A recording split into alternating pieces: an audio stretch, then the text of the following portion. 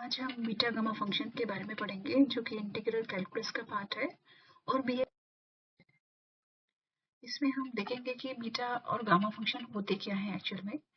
तो जो हमारा यूलरियन फर्स्ट और सेकंड इंटीग्रल है वो बीटा फंक्शन और गामा फंक्शन के नाम से जाने जाते हैं। बीटा mn जो होता है वो होता है 0 to 1 x raised power m minus 1 1 minus x raised power n minus 1 dx। इसी तरह से गामा n होता है 0 to infinity x raised power minus n x raised power n minus 1 dx। तो बी एम एन को हम read करते हैं बीटा एम एन और ये जो साइन गामा का है इसको हम गामा एन रीड करते हैं। यहाँ हमारी जो क्वांटिटीज एम और एन जो क्वांटिटीज हैं वो पॉजिटिव नंबर्स हैं विच में और विच में नॉट बी इंटीग्रल्स। ये इंटीग्रल और इंटीग्रल नहीं भी हो सकते हैं। अब हम प्रॉपर्टीज ऑफ बीटा और गामा फंक्शन के बारे में पढ़ेंगे। ये बहुत इंपॉर्टेंट प्रॉपर्टी है। पहली प्रॉपर्टी है जिसे हम सिमेट्रिकल प्रॉपर्टी भी कहते हैं। B m n is equal to B n m. Sequence हमने चेंज किया है इसका यहाँ पर, तभी ये बीटा फंक्शन सिमेट्रिकल कहलाता है और एम और एन के साथ। तो हमें इसे प्रूफ करना है। इसे हम प्रूफ करने के लिए डेफिनेट इंटीग्रल की फोर्थ प्रॉपर्टी को यूज करेंगे। तो जैसे कि हम डेफिनेशन से जानते हैं बी एम एन जो होता है हमारा 0 to 1 x raised power m minus 1 1 minus x raised power n minus 1 dx होता है। तो हमने क्या करा है, फोर्थ प्रॉपर्टी लगाई है जो कि कहती है 0 to a f x dx is equal to integral 0 to a f a minus x। तो यही प्रॉपर्टी हमने यहाँ लगाई है। तो we can write 0 to 1 1 minus x raised power m minus 1 1 minus x raised power n minus 1 dx। 1 minus 1 cancel हो जाएगा और minus minus plus. So we can write this as 0 to 1 x raised power n minus 1 1 minus x raised power m minus 1 dx, जो कि beta function के definition के अनुसार B n M हो जाएगा। यही हमें प्रूफ करना था। हमें गामा 1 को 1 दिखाना है। तो we know that gamma n is equal to 0 to infinity x raised power n minus 1 dx होता है। n की जगह हम अगर 1 रख दें तो we have gamma 1 is equal to 0 to infinity e raised power minus x raised power 1 minus 1 dx। तो gamma 1 is equal to 0 to infinity e raised power minus x की पावर जो 0 है वो 1 हो जाएगा। तो हमें e raised power minus x मिलता है। तो minus e raise power minus x इसका इंटीग्रल हो गया है 0 to infinity। अपर लिमिट और लोअर लिमिट लगाने पर हमें 1 मिलता है। So gamma 1 is equal to 1। तीसरी प्रॉपर्टी लेंगे हम gamma n is equal to n minus 1 gamma n minus 1 for all values of n। हमें ये आइडेंटिटी प्रूफ करनी है तो सभी n की वैल्यूज के लिए। तो हम जानते हैं गामा n जो होता है integral 0 to infinity e raised power minus x raised power n minus 1 होता है। इस इंटीग्रल को चूंकि यहाँ पर दो टर्म्स है, हमारी दो फंक्शंस हैं, इसको हम इंटीग्रल बाय पार्ट्स कर रहे हैं फर्स्ट फंक्शन और सेकंड फंक्शन मानते हुए, जिसमें हम यहाँ x की पावर n minus 1 को फर्स्ट फंक्शन मान रहे हैं। तो हम इसे इंटीग्रेट करेंगे तो हमें मिलेगा x की power n minus 1 minus e की power minus x 0 to infinity minus 0 to infinity n minus 1 x raised power n minus 2 minus e raised power minus x dx। ठीक, अब इन भाग को हमें सॉल्व करना है। तुम्हारा जो फर्स्ट पार्ट है उसको हम पहले सॉल्व करेंगे। Limit x tends to 0 x raised power n minus 1 e raised power minus x, इसको हम लिमिट इसकी लगाएंगे। हमें अपर लिमिट और लोअर लिमिट लगानी है तो हम इनको सॉल्व करके देखेंगे। तो as we put limit x tends to 0 करते हैं तो हमें ये पूरा का पूरा फंक्शन 0 मिल जाता है। तो we can write 0 here. And in second term अब हम जब इसमें अपर लिमिट लगा रहे हैं and x tends to infinity तो हमारा हो जाता है limit x tends to infinity x raised power n minus 1 e raised power minus x and that is equal to limit x tends to infinity x raised power n minus 1 e raised power x। जो हमारा e की power minus x था उसे हम denominator में ले गए हैं। नेक्स्ट टर्म में हम e की पावर x का एक्सपेंशन कर दे रहे हैं क्योंकि हमें ये जो फर्स्ट टर्म है इसकी हमें यहाँ पर वैल्यू चाहिए। तो हमने डिनोमिनेटर में ले गए इसको और उसको हमने एक्सपेंशन कर दिया है। एक्सपेंशन के बाद नेक्स्ट टर्म में हम क्या कर रहे हैं, हर एक पद को हर एक टर्म को हम x की पावर n minus 1 से डिवाइड कर रहे हैं। तो हमें इस तरह की ये सीरीज मिल जा रही है। जब आप इसमें लिमिट लग रहे हैं x इन्फिनिटी तक जब जा रहा है तो आपको ये 0 मिलेगा। तो कहने का मतलब क्या हुआ, जब आप इस फंक्शन को फर्स्ट और सेकंड फंक्शन मानते हुए कर रहे हैं, तो इस वैल्यू की इस पार्ट का जो वैल्यू है टोटल वो 0 हो जाएगा। अब हमें इस पार्ट को लेना है, ये माइनस और माइनस प्लस हो जाता है। So gamma n should be equal to your n minus 1 0 to infinity x raised power n minus 2 e की power minus x dx. So what is this? This is again another form of gamma function जिसको हम n minus 1 भी कह सकते हैं. So gamma n is equal to n minus 1 gamma n minus 1. यही हमें proof करना था. अब अगर हम और वैल्यूज चाह रहे हैं, हम n की जगह अगर n plus 1 करते हैं, तो लेफ्ट में आप अगर n plus 1 रखते हैं तो राइट में आपको क्या मिलेगा, n minus 1 की जगह n हो जाएगा और गामा के अंदर भी हो जाएगा. So we have another relationship, we have gamma n plus 1 is equal to n gamma n. तो the formula gamma n plus 1 is equal to n gamma n is known as a recurrence formula for the gamma function. के लिए ये recurrence formula कहलाता है हमारा. Gamma function can be generalized to n less than 0 by the use of recurrence formula in the form. हम recurrence formula का use करके gamma function को जनरलाइज भी कर सकते हैं. तो गामा n हमारा हो गया gamma n plus 1 upon n.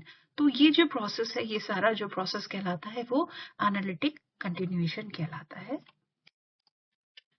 अब हम कुछ हमारे लिए इंपॉर्टेंट बातें हैं जो हमारे क्वेश्चंस में भी बहुत यूजफुल रहेंगी.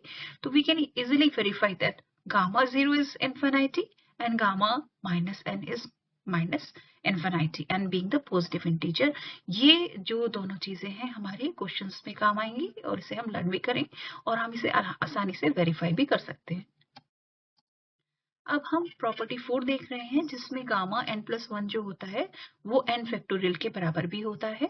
तो जैसा कि हमने थर्ड प्रॉपर्टी में अभी निकाला है कि गामा n जो है n minus 1 gamma n minus 1 है और n की जगह अगर हम n minus 1 रखते हैं तो हमें मिलता है gamma n minus 1 that is n minus 2 gamma n minus 2.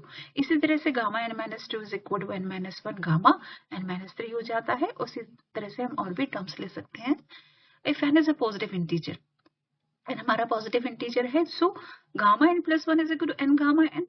अब गामा n की वैल्यू हम यहाँ से n minus 1 gamma n minus 1 यहाँ पे पुट कर दे रहे हैं. तो we have n minus 1 gamma n minus 1 और यहाँ से n minus 1 की वैल्यू हम इस वाले टर्म से रख देंगे. तो एक एक करके हम टर्म से रखते जाएंगे तो हमें क्या मिलता है n minus 1 n minus 2 gamma n minus 2. Right, इसी तरह से हम proceeding in this way we have gamma n plus 1 is equal to n minus 1 n minus 2 n minus 3 up to 3 2 1 and gamma 1, and we know that gamma 1 value is 1. So from here, and this is our relationship with gamma. So this integral can be written as 0 to infinity e raised to power minus x dx is equal to minus of e raised to power minus x up to limits grows from 0 to infinity.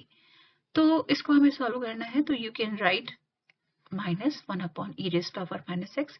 E raise power minus x को आप denominator में ले जा रहे हैं और upper limit और lower limit जब लगाएंगे तो हमें 1 मिलेगा. So from 1 we have gamma n plus 1 is equal to n minus 1 n minus 2 n minus 3 up to 3 2 1 and which is nothing but factorial n. तो हम यहाँ पे अगर हम n की जगह हम रिप्लेस कर देते हैं, replacing n by n minus 1 n plus 1 से हम रिप्लेस कर देते हैं. So we have gamma n is equal to n minus 1 factorial. Now अब हमें इवैल्यूएशन करना है बीटा फंक्शन का. We know that Bmn is equal to 0 to 1 x raised power m minus 1 1 minus x raised power n minus 1 dx. ये हमारी definition से है जो कि इलियरन फर्स्ट इंटीग्रल कहलाता है. If n is a positive integer then from 1 we have, हमारे पास ये जो इंटीग्रल के अंदर दो फंक्शंस हैं इनको हम बाई पार्ट्स इनको इंटीग्रेट करेंगे फर्स्ट और सेकंड फंक्शन मानते हुए, जहां पर हम x की पावर m minus 1 को सेकंड फंक्शन मान रहे हैं. तो हम इसको लिख सकते हैं beta m is equal to 1 minus x raised power n minus 1 x raised power m upon m 0 to infinity minus 0 to 1 it is minus n minus 1 1 minus x raised power n minus 1 x raise power m upon m dx। हमने यहाँ पर इसको first और second function मानते हुए इसको integrate करा है and that is equal to जो हमारा फर्स्ट फंक्शन है, ये जो जिसको मैं हाईलाइट कर रही हूँ, ये हमारा 0 हो जाएगा जब हम इस पे लोअर लिमिट और अपर लिमिट लगाते हैं। जैसे आप यहाँ पर ये अपर लिमिट दे रखा है तो x की वैल्यू जैसे आप 1 रखते हैं तो 0 हो गया, लोअर लिमिट रखते हैं तब आपका ये इस x की पावर m के कारण ये 0 हो जाएगा। सो टोटली ये वाला जो फर्स्ट टर्म है हमारा 0 हो जाएगा। Now we have only the second term. Minus एक बाहर है, एक इंटीग्रल साइन के अंदर है तो माइनस माइनस प्लस हो जाता है। बीइंग कांस्टेंट n-1 और m जो है आपके कांस्टेंट है तो इनको आप ब्रैकेट के बाहर ले जा सकते हैं, इंटीग्रल साइन के बाहर ले जा सकते हैं। तो that is n-1 upon m 0 to 1 x raised power m 1 minus x raised power m minus 2 dx। अब फिर से हमें एक इंटीग्रल मिल गया है। Again we have two functions in the integral sign, so we again integrated by parts. हम इसको दोबारा से इंटीग्रल करेंगे, बाय पार्ट्स से करते हुए चलेंगे as a x raised power m again as a second function. So we have n-1 upon m, it is 1 minus x raised power m minus 2 x raised power m plus 1 upon m plus 1 within the limit 0 to 1 plus 0 to 1 n minus 2, it is x raised power m plus 1 upon m plus 1, 1 minus x raised power n minus 3 dx। Okay, again the first term again हमारी 0 हो जाएगी। जैसे ही आप upper limit 1 रखते हैं तो 1 minus 1 0, तो पूरा फंक्शन 0। अब आप 0 रखते हैं लोअर लिमिट, तो इस टर्म में x की पावर m plus 1 में जब आप 0 रखेंगे so 0, so we have only the second term in integral sign. So that is, फिर से हमने क्या करा है, जो हमारे कॉन्स्टेंट्स है उनको हमने इंटीग्रल साइन से बाहर ले लिया है। तो beta m n is equal to n-1 n-2 upon m plus 1, it is integral 0 to 1 x raised power m plus 1 1 minus x raised power n minus 3 dx। इसी तरह से हम प्रोसीड करते जाएंगे, टर्म बाय टर्म हम निकालते जाएंगे। Then we have beta m n is equal to n minus 1 n minus 2 up to 2 is to 1, and it is m plus 1 m plus up to m plus n minus 2, and we have integral sign 0 to 1 x raised power m plus n minus 2। अब हमारा जो x की power m plus n minus 2 कैसे हम integrate करेंगे तो power हमारी कितनी हो जाएगी, x की power m plus n minus 1 upon m plus n minus 1 with in the limit 0 and 1। सो जब आप इसमें पुट कर दे रही हैं तो हमें मिलेगा beta m is equal to n minus 1 factorial upon m plus 1 m plus n minus 2 m plus n minus 1। इसकी वैल्यू x हो जाती है, नेक्स्ट वैल्यू 0 हो जाएगी। जब आप लोअर लिमिट रखेंगे तो 0 हो जाएगी, तो अपर लिमिट में आपको ये वैल्यू मिल जाती है where n is a positive integer, जहां हमारा पॉजिटिव इंटीजर है। अच्छा, हम जो हमारी डेफिनेट इंटीग्रल में जो हमने अभी बीटा फंक्शन पढ़ा है, चूंकि हम जानते हैं बीटा फंक्शन हमारा सिमेट्रिक फंक्शन होता है, यानी कि bmn जो होता है bnm होता है। तो आप अगर सीक्वेंस चेंज कर देंगे तो कोई फर्क नहीं पड़ेगा, लेकिन आपको एक नया रिलेशन मिलेगा जो कि है bmn is equal to n minus 1 factorial upon n plus 1, it is m plus n minus 2 m plus n minus 2 where m is a positive integer। तो एक फॉर्मूला आपको यहाँ से मिला है इक्वेशन सेकेंड से, एक आपको इक्वेशन थर्ड से मिला है। अब उसी के में आगे देखते हैं हम, यदि हमारे m और n दोनों ही पॉजिटिव इंटीजर हैं, देन हम क्या कर रहे हैं, उसको न्यूमरेटर एंड डिनोमिनेटर को मल्टीप्लाई कर रहे हैं राइट हैंड साइड को n-1 फैक्टोरियल से। जब आप n-1 फैक्टोरियल से अपने न्यूमरेटर एंड डिनोमिनेटर में मल्टीप्लाई करा है तो आपको न्यूमरेटर में मिल जाता है n-1 फैक्टोरियल m-1 फैक्टोरियल, और ये जो पूरी टर्म है आपकी वह हो जाती है आपकी m plus n-1 फैक्टोरियल। सो हमें यहाँ पर तीन रिलेशंस मिल गए हैं जहाँ पर m और n हमारे दोनों पॉजिटिव इंटीजर्स हैं। अब हम ट्रांसफॉर्मेशन ऑफ गामा फंक्शन देखेंगे, बहुत ही इंपॉर्टेंट है ये फंक्शंस। गामा n हमने पढ़ा है 0 to infinity x raised power n-1 e की पावर माइनस x dx होता है, हमारी फर्स्ट इक्वेशन है। हम यहाँ पे सब्स्टिट्यूशन लगा रहे हैं, हम अगर x को लैम्डा y मानेंगे तो dx कितना हो जाएगा हमारा लैम्डा dy। यही ट्रांसफॉर्मेशन हमने यहाँ रखा है। Then we have gamma n is equal to 0 to infinity e raised power minus lambda y, it is lambda y raised power n-1 lambda y dy। Being constant lambda, you can take common or you can take outside from the integral sign. So we have gamma n is equal to lambda raised power n 0 to infinity e raised power minus lambda y raised power n minus 1 dy। Okay, you can divide this lambda n by the left hand side. So it is gamma n upon lambda raised power n is equal to 0 to infinity e raised power minus lambda y raised power n minus 1 dy. Okay, this was your first relation, and in second relation we can put x raised power n is equal to z in first में अगर हम रखते हैं तो we have, and हमने यहाँ पर इसको डिफरेंशिएट करना है तो n लेफ्ट का हो जाता है n x raised power n minus 1 dx and dz.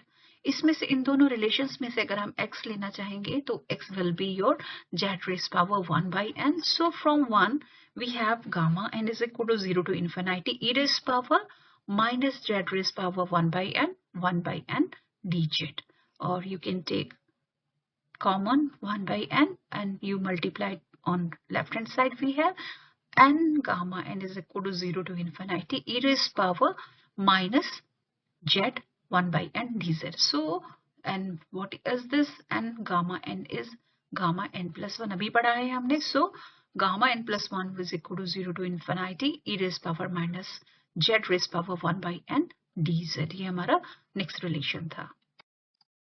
अब ट्रांसफॉर्मेशन ऑफ गामा फंक्शन में हम तीसरा रिलेशन पढ़ेंगे. अगर हम e की पावर माइनस एक्स को t सपोज करते हैं, then minus of e raise power minus x dx is equal to dt and e raise power x is equal to 1 by t. Or you can say that after taking log you have x is equal to log 1 by t, or because 1 by t is here so you can take it as a negative log of t. And also when x equal to 0, t equal to 1 and x equal to infinity, we have t is equal to 0. So equation from 1, we have gamma n is equal to 1 to 0 minus log of t n raised power n minus 1. It is minus dt, right? So we can write gamma n is equal to 0 to 1 minus log t n raised power n minus 1 dt. And हमने क्या करा है यहाँ पर? You can write it as minus 0 to 1 log 1 by t n minus 1. ये जो आपका इधर 1 to 0 लिमिट जा रही थी, नेगेटिव साइन होने के कारण हम उसे 0 to 1 कर दे रहे हैं. Now transformation of gamma function. तो कॉरोलरी है, बहुत इंपॉर्टेंट है, ये बार बार पूछ लिया जाता है एंड हमें पता होना चाहिए कि गामा हाफ की जो वैल्यू होती है रूट पाई होती है. ये कई तरीके से निकल जाती है. हम यहाँ पर पहला तरीका देखेंगे एंड हम आगे भी देखेंगे किस तरह से हम इसे सॉल्व कर सकते हैं. तो गामा हमने क्या करा है, इक्वेशन सेकेंड जो थी हमारे इसमें हम पुट कर रहे हैं. Then half gamma half is equal to 0 to infinity e raise power minus z square dz. And इसकी जो वैल्यू होती है सॉल्व करने पर आपको रूट पाई मिलती है. So gamma half is equal to root pi. Now transformation of beta function. We know that beta m is equal to 0 to 1 x raised power m minus 1 minus x raised power n minus 1 dx होता है. तो हम यहाँ पर क्या कर रहे हैं, सब्स्टिट्यूशन लगा रहे हैं. x की जगह हम 1 upon 1 plus y रख रहे हैं.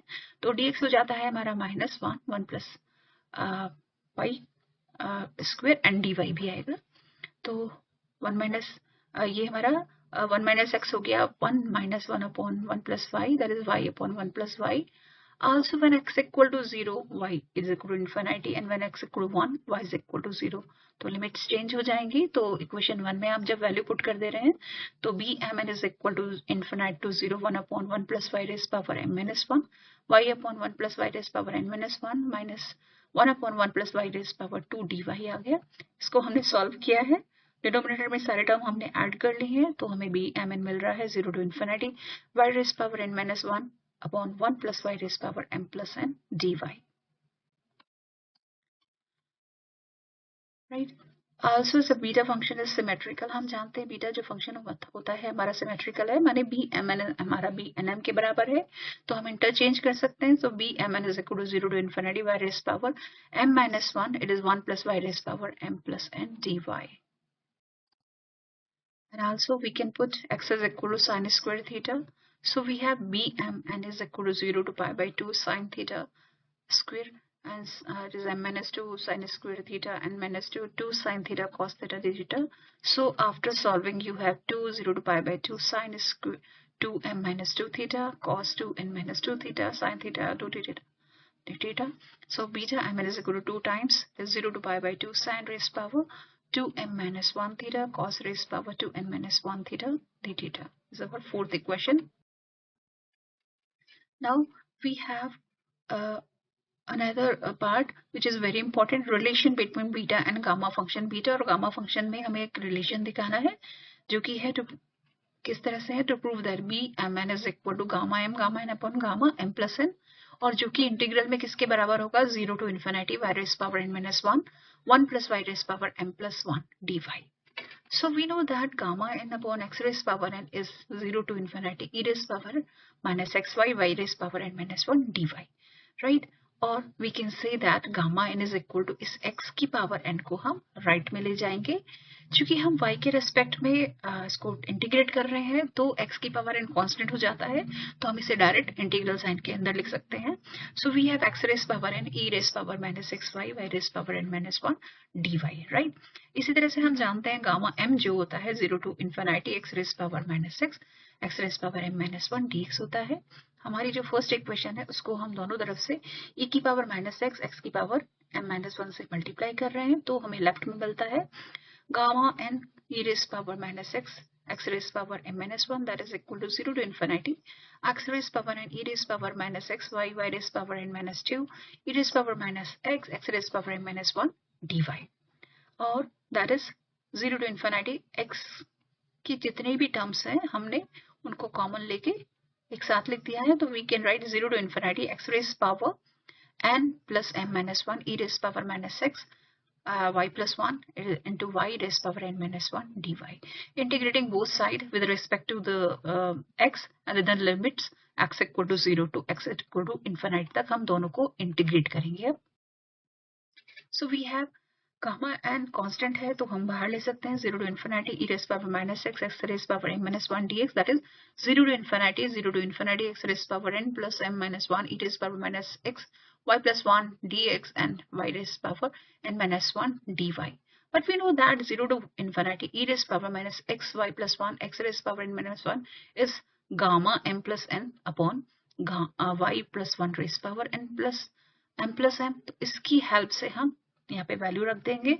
सो और ये जानते हैं जो हमारा रिलेशन है दैट इज गामा m, तो you can write gamma n is equal to 0 to infinity gamma m plus n upon y plus 1 raised power n plus 1 y raised power n minus 1 dy. So gamma m plus n constant है, हम बाहर ले जा रहे हैं इसे bracket integral sine से. So we have gamma n is equal to gamma m plus n 0 to infinity y raised power n minus 1 y plus 1 raised power m plus n dx, or this is again beta mn. So we can write gamma n is equal to gamma m plus n beta mn, or beta mn is equal to gamma n upon gamma m plus n भी आप लिख सकते हैं. Now यहाँ पर हम दूसरा method लगा रहे हैं गामा हाफ निकालने का. वैल्यू हमारी √2 ही रहेगी, लेकिन हम इसे बीटा फंक्शन से निकाल रहे हैं. तो हम जानते हैं बी एम एन जो होता है gamma n upon gamma m plus n होता है. अभी हमने निकाला है एम और एन दोनों की वैल्यू अगर हम हाफ रख देते हैं तो हमें मिलेगा beta half is equal to gamma half upon gamma half plus half. तो it's in numerator you have gamma half the square and denominator you have half of is 1, so you have gamma half 1, so you have gamma half the square upon 1. As you know that gamma half 1 is your 1, so beta half is equal to gamma half the square, and which is equal to 0 to 1 x raised power and half minus 1 minus x square whole raised power half minus 1 dx, and its value ये हमारी integral हमने लिया है और इसको हम solve कर रहे हैं सब्स्टिट्यूशन मेथड से. यहाँ पर हमने x is equal to sine square theta लिया है. सो इसकी वैल्यू हमारी आ जाती है सॉल्व करके pi. So gamma half will be your √pi. Now यहाँ पे एग्जांपल ले रहे हैं express in terms of beta function 0 to 1 x raised power m 1 minus x raised power x square raised whole raised power n dx. m is greater than -1 and is greater than -1. इसको हमें beta और beta function के form में लिखना है. तो 0 to 1 x raised power m 1 minus x square whole raised power n dx, इसको हम 0 to 1 x की पावर m हमें बीटा फंक्शन के फॉर्म में लिखना है. तो हमने क्या करा है पावर यहाँ पे माइनस कर दिया है और एक x यहाँ लगा दिया है. पावर हमारी x की पावर m ही हो गई है, बट हम क्यों कर रहे हैं क्योंकि हमें बीटा फंक्शन के फॉर्म में लिखना है. ये हमने ऐसा किया है। देन एक्स स्क्वायर को हम y सपोज कर रहे हैं, so 2x dx should be equal to dy।